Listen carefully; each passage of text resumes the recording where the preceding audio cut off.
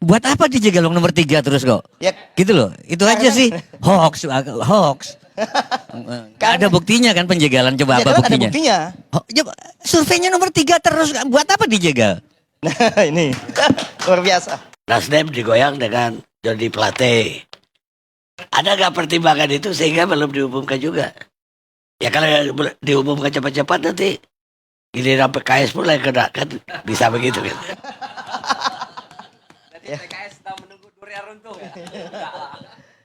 Ya, yang pasti ada juga beberapa pertimbangan. Bagaimanapun kita, Mas Anies mau dijegal, kemudian Demokrat mau dibegal. Memang itu juga menjadi faktor yang sama-sama kita cermati. Tapi kami bertiga punya keyakinan bagaimanapun ya, Mas Anies ini akan berlayar bersama Demokrat, Nasdem, dan PKS. Mohon maaf Bang Karni, kami ini 8 tahun di luar pemerintahan ini udah biasa nih mau disikat-sikat kayak apa gitu ya.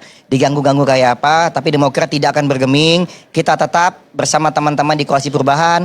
Kita tetap bersama Mas Anies Baswedan sebagai Capres Perubahan. Nah tadi masalah PK, ya tentu publik juga mengetahui. Bagaimanapun, kalau secara logika hukum, tadi Mas Ahaye juga menyampaikan kemarin ya kan, pada saat konferensi pers. Logika hukum ini nggak ada novum gitu. Dan bagaimana ceritanya orang yang nggak pernah jadi anggota partai, menjadi pengurus Demokrat, mendadak bisa menjadi ketua umum gitu.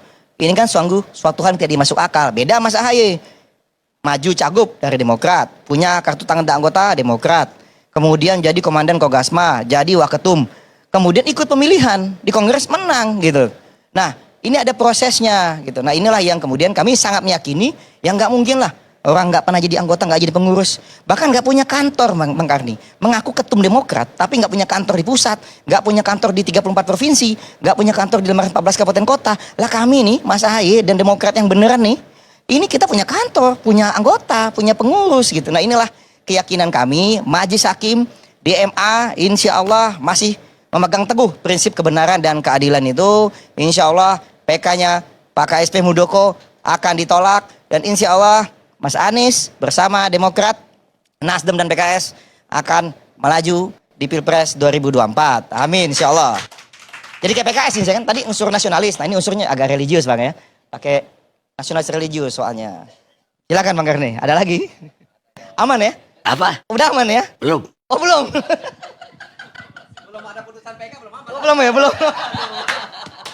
Ya mohon doanya Bang Karni. Justru teman-teman itu semua. kan dia tadi mengatakan kalau PK-nya akan ditolak.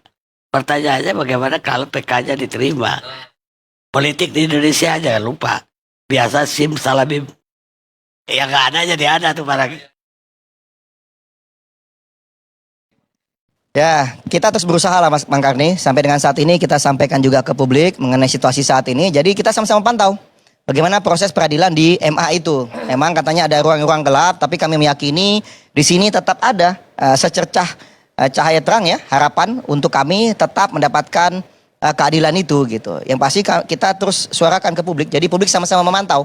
Jadi hakim-hakim MA juga melihat nih kan, mikir-mikir juga nih kalau semua publik, media, teman-teman parpol lain misalnya juga sama-sama mencermati. Karena ini berbahaya sekali buat demokrasi kita. Bayangkan, orang nggak pernah jadi anggota, nggak pernah jadi pengurus, nggak punya kantor, nggak punya kepengurusan di provinsi, di kabupaten kota, mendadak dengan secari kertas bisa mengambil alih partai. Nah, ini kan nggak masuk akal. Nanti habis Demokrat siapa lagi nih? Kan seperti itu gitu. Nah sehingga ini berbahaya sekali buat demokrasi. Ya harapan kami tentu dukungan dari semua pihak gitu ya. Doa, dukungan dan juga ya. Sana ada satu harapan lagi sih, tapi nggak enak juga kita ngomong di sini gitu kan. Harapannya Pak Jokowi copot lah Pak Muldoko itu dari KSP gitu, iya kan? Kalau Pak Karni mengizinkan saya mau nanya ke ya, boleh. Mahendra. Jadi gini, saya logika awam aja. Mana yang hoax? Penjegalan Anies atau Anies di urutan selalu nomor 3 di survei? Karena kalau Anies betul-betul memang nomor 3, kan nggak perlu dijegal. Ya. Nah makanya yang hoax ini berita penjegalan, berarti benar survei itu seharusnya Anies memang di atas, karena itu harus dijegal. Atau sebetulnya yang hoax itu adalah survei, sehingga Anies di atas maka harus penjegal. Yang mana yang hoax itu aja tolong jelasin gitu. Kalau kita kan namanya dijegal atau tidak itu proses. Ya, dinamika teman-teman Nasdem bisa cerita nanti. Bagaimana misalnya pada saat keliling-keliling setiap daerah, situasi seperti apa yang mereka hadapi. Itu sederhana itu kita lihat. Lalu bagaimana juga kita lihat secara pribadi Mas Anies ada katanya kasus A, kasus B.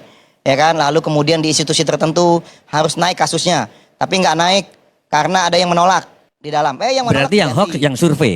Berarti harusnya enggak, makanya apa ada survei yang sebetulnya Anies ini ada di mana gitu posisinya gitu. Itu aja.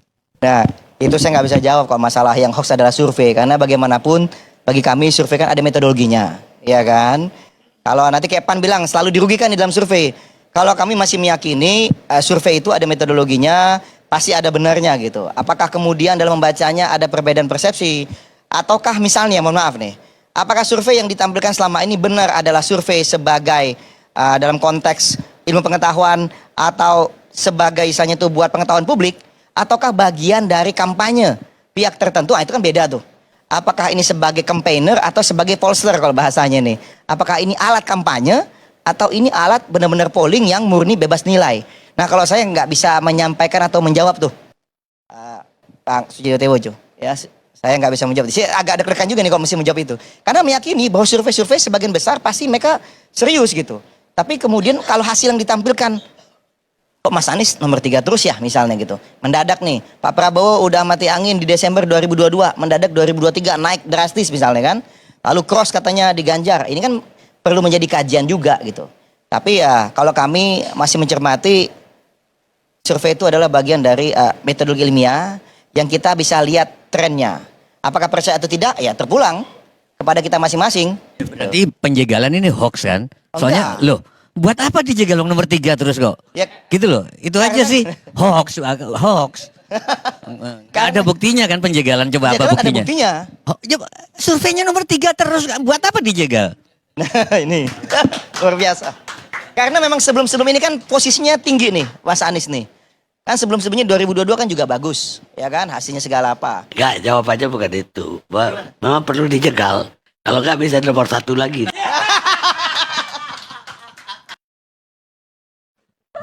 Pak Karni mulai cawe-cawe.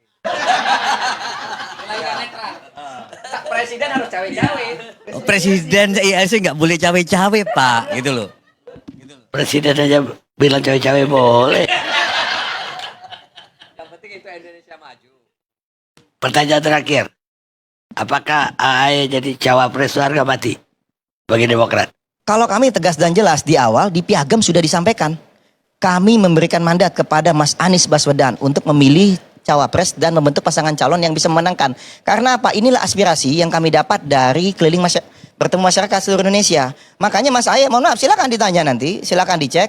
Nggak ada yang mengalir apapun, saya pun nggak ada yang mengalir apapun. Keyakinan kami hanya Mas Anies adalah capres yang terbaik untuk bisa memperjuangkan perubahan, Bang Karni. Jadi kalau ditanya bagi Demokrat, perubahan dead price gitu ya, bukan cawapres yang dead price maksudnya, atau perubahan lah harga mati, bukan cawapres yang harga mati. Kira-kira begitu, Bang Karni. Kayaknya Demokrat perlu digoyang lagi.